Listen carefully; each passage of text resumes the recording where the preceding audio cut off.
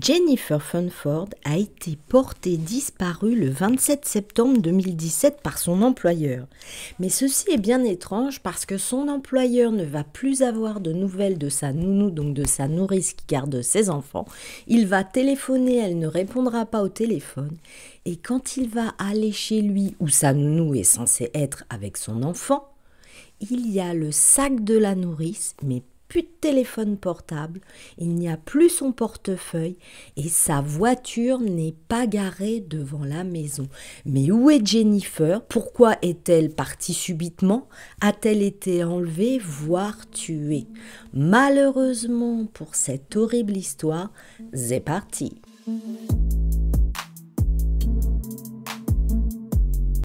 Son employeur, celui de Jennifer, l'a embauchée il y a quelques années. Jennifer est une femme de 50 ans mariée avec Robert Fulford et elle est très heureuse en mariage. Elle a même des enfants et un de ses enfants va lui offrir d'ici quelques jours un petit-fils. C'est donc tout à sa joie que Jennifer vit pleinement sa vie de famille. En plus, elle est nourrice depuis 6 ans, dans une famille qu'elle adore. Elle est très soignée avec ses patrons et fait même quelques heures de ménage quand le fils est à l'école, puis elle va chercher le fils à l'école et le ramène à la maison jusqu'à temps que ses employeurs rentrent. Jennifer s'entend très bien avec ses employeurs et elle adore la famille et le fils. C'est donc un très bon relationnel qu'il y ait la famille à Jennifer. Mais c'est justement cela qui va alerter l'employeur de Jennifer. En effet, un beau jour, elle ne va pas aller chercher l'enfant à l'école. Tout de suite, il va téléphoner à la maison sur son portable, sur le fixe, elle ne répond pas.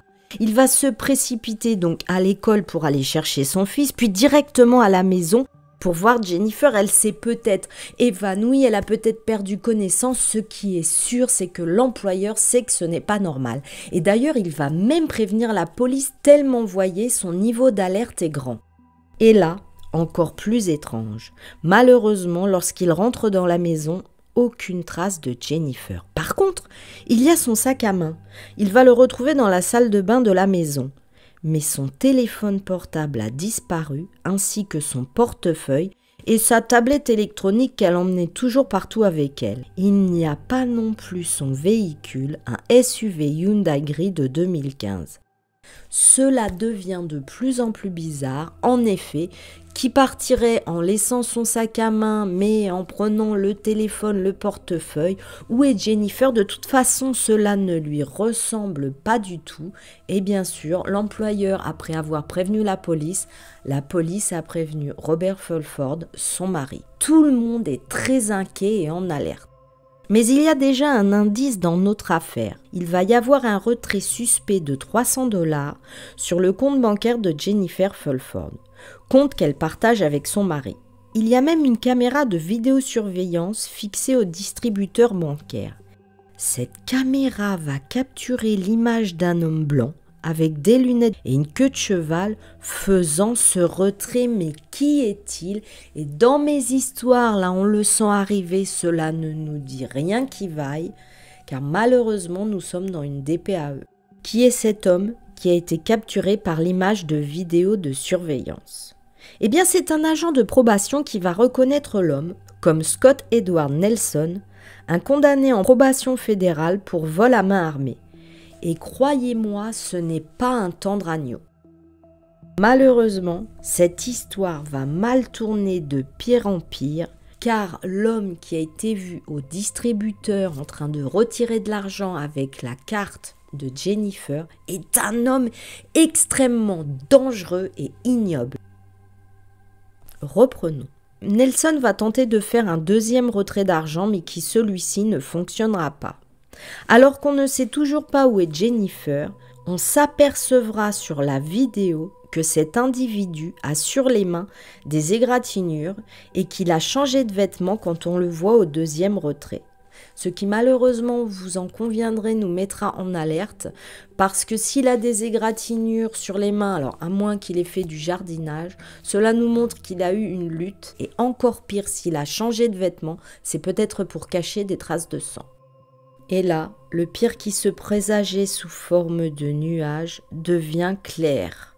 Tristement, le corps de Jennifer, qui commençait à se décomposer, a été retrouvé dans une zone boisée du sud-ouest du comté d'Orange en Floride. Ses poignets et ses chevilles étaient liés et son visage était recouvert quasi totalement de rubans adhésifs. Puis le légiste va autopsier la mort de Jennifer et nul doute qu'elle a subi des choses horribles et que cela a dû être effrayant, car le médecin légiste a déterminé que Jennifer est morte de coups de couteau et d'asphyxie. En effet, son visage était couvert du menton aux sourcils de scotch, de sorte qu'elle n'aurait pas pu respirer. Il y avait eu 2 coups de couteau peu profonds dans le dos. Il y avait 4 coups de couteau dans la poitrine, 1 dans l'abdomen et 1 frappé en plein cœur, ainsi que 2 dans le dos. Voici ce que disent les procureurs. L'homme vu précédemment sur les caméras qui faisait un retrait, Nelson, en septembre 2017, serait rentré par effraction dans la maison à Winter Park. À pas de loup, il avance dans la maison et trouve Jennifer. Et il lui saute dessus violemment alors qu'elle ne s'y attendait pas du tout et toute sa vie va basculer dans l'horreur. Elle va tenter de répliquer en le griffant, mais il est beaucoup trop fort. Il va attacher Jennifer Lynn Fulford, 56 ans, et la torturer. Puis il va la transporter dans le coffre de sa propre voiture, celle de Jennifer, pour pouvoir ainsi se rendre au distributeur, avoir le code de la carte. Comme nous le savons, il a pu en effectuer un premier de 3 et le deuxième, après qu'il soit griffé et qu'il se soit changé, ne fonctionnera pas. Le 1er octobre 2017, la police a arrêté Nelson, 53 ans, à 226 km de là, à Jacksonville en Floride. Il était sans abri au moment de l'arrestation. Et la police était au taquet du taquet, je peux vous le dire, parce qu'imaginez bien que déjà arrêter un malfaiteur quand on connaît son adresse, ce n'est pas facile, mais quand c'est un sans-abri et qu'il peut errer d'une ville à l'autre sans prévenir personne, c'est comme chercher une aiguille dans une botte de foin. Ils ont vraiment assuré sur ce coup-là. Il a ensuite été accusé de meurtre, d'enlèvement, de cambriolage d'une maison, de détournement de voiture, de vol qualifié d'argent et de falsification de preuves d'un crime. En raison de l'accusation que Nelson a tué pour dissimuler un vol d'argent, les procureurs ont déposé une demande de peine de mort dans cette affaire. Car toute la population est choquée d'imaginer cette gentille nounou de 56 ans au chaud, à son travail, dans la maison de ses employeurs, qui fait ses petites affaires, peut-être le ménage ou d'autres choses, quelques tâches qu'elle doit effectuer habituellement. Et tout d'un coup, bim, cet affreux malfaiteur qui lui tombe dessus et va la torturer pendant des heures. Donc, il demande la peine de mort. Les autorités ont déclaré que Nelson a cambriolé la maison d'une famille ce 27 septembre 2017 et a enlevé leur nounou Jennifer Fulford. Il a volé sa voiture et sa carte bancaire, a effectué un retrait non autorisé sur son compte bancaire, conjoint d'elle et de son mari, a tenté un deuxième et a ensuite tué la victime pour qu'il n'y ait pas de témoin. Jennifer a été trouvée dans une zone boisée d'Orlando en Floride. Elle a été découverte attachée, laissée dans un champ, du ruban adhésif enroulé autour de sa tête. Au début, ce Nelson a répondu aux questions du procureur et a reconnu tous les détails lorsqu'on lui a posé la question sur sa culpabilité. Il a dit qu'il avait donné des détails explicites dans sa confession au détective afin de les faire mijoter et qu'il pensait que les policiers n'étaient pas francs avec lui. C'est sa logique à lui. Au tribunal, Nelson a admis avoir acheté des articles tels que du ruban adhésif et des zips à glissière. Mais ce monsieur n'était pas clair, je vous l'ai dit, ce n'est pas un agneau, et nous allons voir tout son passif en détail. Ce qui suit est une chronologie des événements les plus importants dans la vie de ce Nelson. À noter que les dates indiquées sont parfois approximatives au dire de la police, car ils ont essayé d'évaluer ses actes. Mais vous allez voir quelques rebondissements sur plein de moments dans cette affaire et c'est extrêmement rare. Nous avons des détails vraiment précis sur tous les actes de ce Nelson parce que c'est rare dans une histoire d'avoir autant de détails. Commençons. 1994. Nelson a été condamné à une peine de prison de 15 ans pour avoir enlevé son propre père, l'avoir emmené dans une banque du Vermont et forcer son père à retirer 10 000 $. 2010, 26 novembre. Nelson est libéré de la prison fédérale. Il prend le bus pour Daytona. 7 décembre. Nelson vole une banque à Wachovia, Daytona, en Floride. Selon le FBI, Nelson a remis au caissier une note de 5 pages exigeant tout l'argent. Alors pourquoi 5 pages? Je ne sais pas, mais avouez qu'un post-it avec « Donne-moi l'argent » aurait suffi. En tous les cas, ce Nelson a écrit une note de 5 pages qu'il a donnée au banquier. Il menaçait de faire exploser le bâtiment grâce à une bombe qu'il avait laissée derrière lui. Plus tard, on apprendra qu'elle était fausse. Mais la menace a conduit à des évacuations d'un hôpital et d'une école à proximité. Tout le quartier était en ébullition. Nelson s'est enfui avec une grosse somme d'argent avant d'être capturé à nouveau. Nous sommes en 2011, le 18 février. Nelson plaide coupable de vol avec une arme dangereuse pour la banque de Daytona en Floride. Il fait face à 25 ans de prison fédérale, mais un juge va seulement condamner Nelson à 7 ans et demi. Comprenez là, et c'est mon calcul, que s'il avait fait toutes les années de prison prévues précédemment, il n'aurait pas tué Jennifer, et c'est ce qui me rend dingue dans cette histoire. Mais finalement, il a été condamné à 7 ans et demi de prison et il est sorti en 2017. Je vous pose ça là. Donc, en 2017, le 15 mai, Nelson est libéré de la prison fédérale. Et malheureusement, 4 mois après sa libération, le 30 septembre 2017, le corps de Jennifer Fulford est retrouvé dans les bois près d'un champ vers 13h. Le 1er octobre, Nelson est arrêté près de la gare d'Amtrak à Jacksonville en Floride. Nelson est détenu en détention fédérale pour avoir enfreint les conditions de sa probation et pour le vol de banque en 2010. Là, il va être assez franc comme je vous l'ai dit, il va répondre à toutes les questions des policiers, jusqu'à ce qu'il commence à se plaindre au procureur qu'on ne cesse de lui poser des questions sur le meurtre de Jennifer Fulford. Et puis il va se plaindre d'une querelle avec un policier. Bon, il se plaint tout le temps. L'accusé va dire, soudainement, que sa mémoire devenait brumeuse, à la suite d'une blessure antérieure à la tête. Il a commencé à dire qu'il ne se souvenait pas des détails de la veille du jour du meurtre. Le contre-interrogatoire s'est poursuivi malgré toutes ses plaintes. En fin de compte, ce Nelson a dit qu'il ne se souvenait pas d'avoir poignardé Jennifer autant de fois qu'il l'avait fait. Il dira même « Je crois que sa mort est un dommage collatéral ». Jennifer, pour lui, est donc, pour avoir de l'argent, un simple dommage collatéral. Le 1er novembre, ce Nelson envoie par la poste une lettre du centre de détention fédéral de Miami à un détective du service de police d'Orlando pour lui demander de parler de l'enquête. Le 13 novembre, ce détective du service de police d'Orlando rencontre Nelson en prison.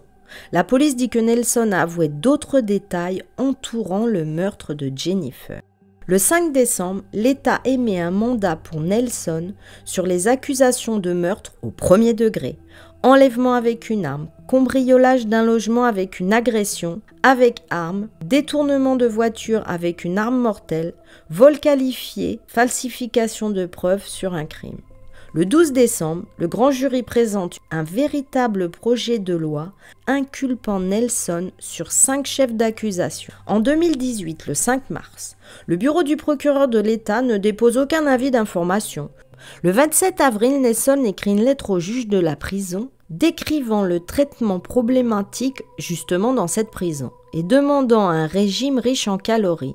Nelson affirme avoir perdu 18 kilos depuis qu'il est en prison et il veut une meilleure cantine.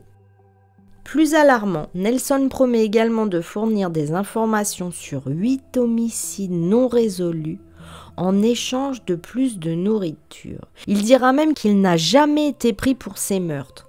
Alors là, nous passons d'un homicide sur Jennifer pour ce Nelson avec peut-être 8 autres crimes qui le placeraient dans la catégorie des tueurs en série. Puis en 2019, le 24 avril, le tribunal ordonne à Nelson d'être enfin jugé. Le 6 juin, le tribunal ordonne à la prison de transporter Nelson à toutes les audiences, à venir volontairement ou pas, quitte à utiliser la force pour le faire venir au tribunal. Le 10 juin, le jury va pencher vers une mort pour Nelson. Le procès va être interrompu à plusieurs reprises et on a rarement vu ça. Déjà, il va y avoir une coupure d'électricité dans toute la ville, ce qui va décaler le procès de plusieurs heures. Puis ensuite, une fois que tous les jurys, les avocats et le juge sont revenus dans la salle d'audience, eh bien figurez-vous qu'il va y avoir de la fumée. Les pompiers et la police vont venir, ils vont vérifier ce n'était rien, fausse alerte.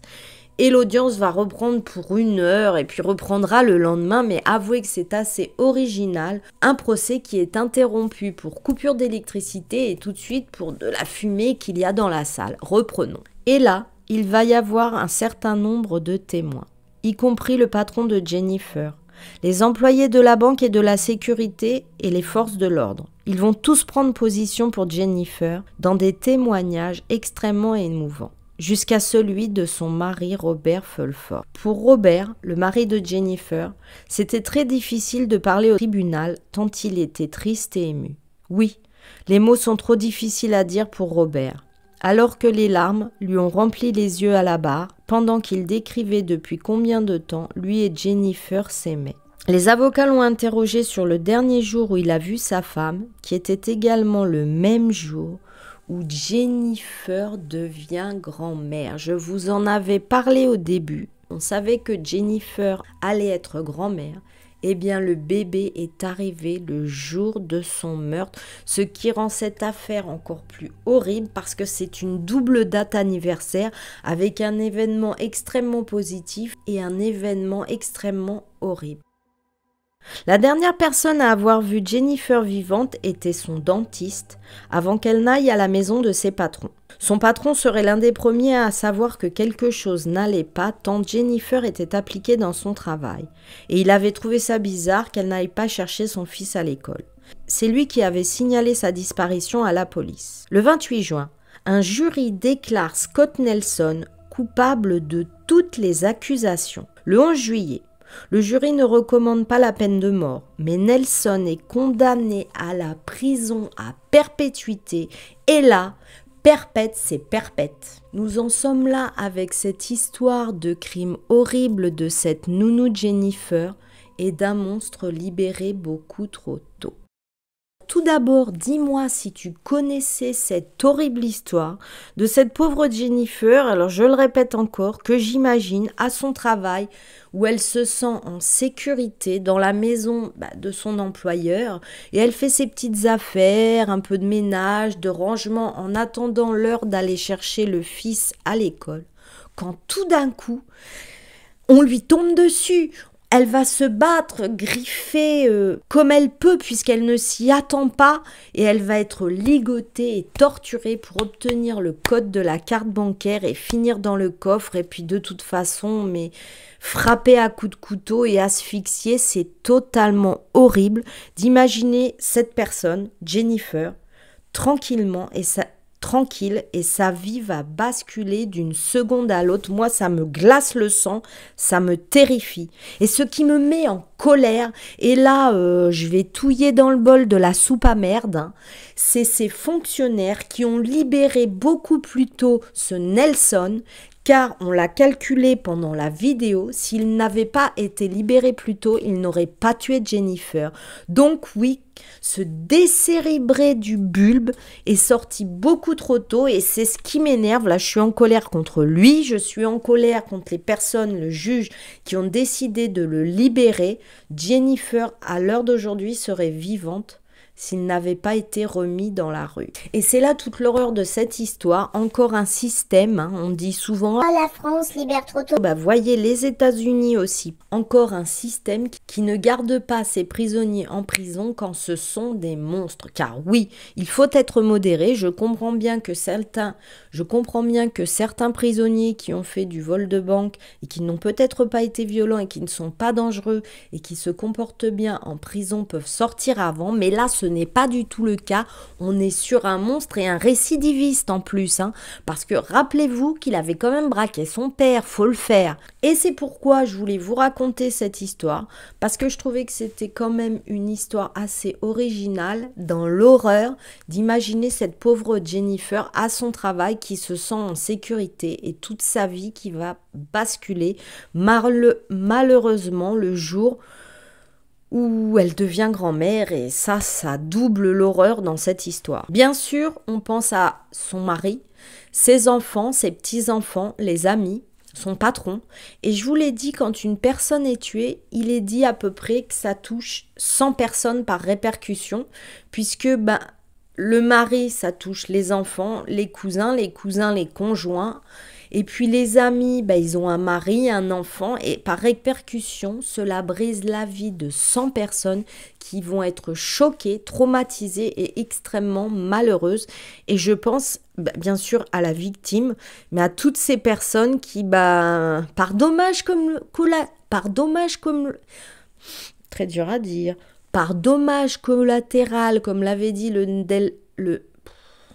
ah non, mais là, faut aller te coucher devant une série, comme tu dis à tes abonnés.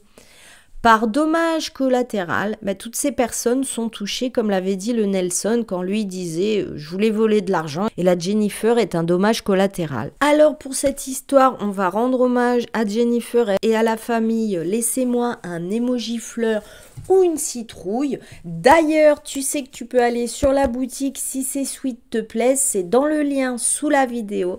Je voulais encore vous remercier pour tous nos échanges sous mes vidéos. J'adore discuter avec vous. Puis alors, il y en a certains, votre humour me fait trop rire. Vous me dites souvent que moi, dans les vidéos, je vous fais rire avec mon franc-parler, mes expressions du crayon le mieux taillé de la boîte. Mais vous aussi, vous me faites trop rire. Continuez mes diamants à me parler sous les vidéos. Je dis bienvenue aux nouveaux arrivés qui se sont abonnés. D'ailleurs, si tu ne l'as pas fait, qu'est-ce que tu fais?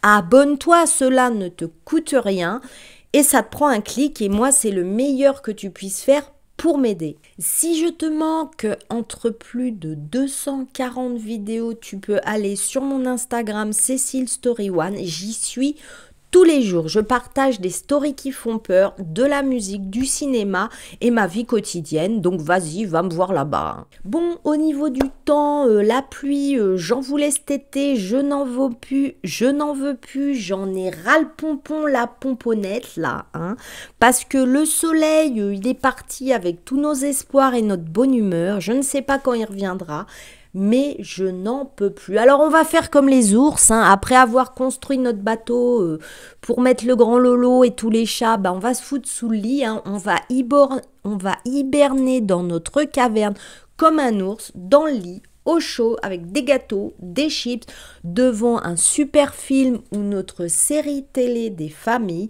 Mais il faut se faire du bien, il n'y a plus que les choses simples comme je vous le disais. Si tu n'as pas le moral, prends une douche chaude, va dans ton lit sous ta couette et allume ta télé avec un gros paquet de chips ou des gâteaux. Je ne peux que te dire ça, je n'ai plus d'autres remèdes. Merci à tous ceux qui m'ont conseillé pour mes épaules. Ne vous inquiétez pas, je mets de la chaleur dessus et j'ai un peu tout essayé, mais ça va mieux.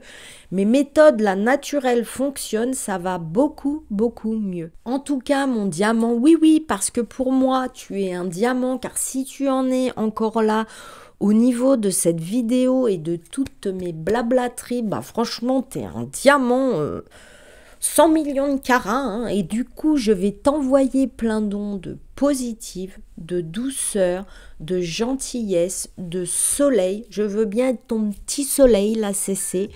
Je t'envoie tout ça pour te faire du bien. Et j'espère que ça traversera l'écran et que ça ira jusqu'à toi pour que tu te sentes mieux et que tu ressentes un peu de chaleur et que tu ailles mieux. Jusqu'à la prochaine vidéo. Bye bye!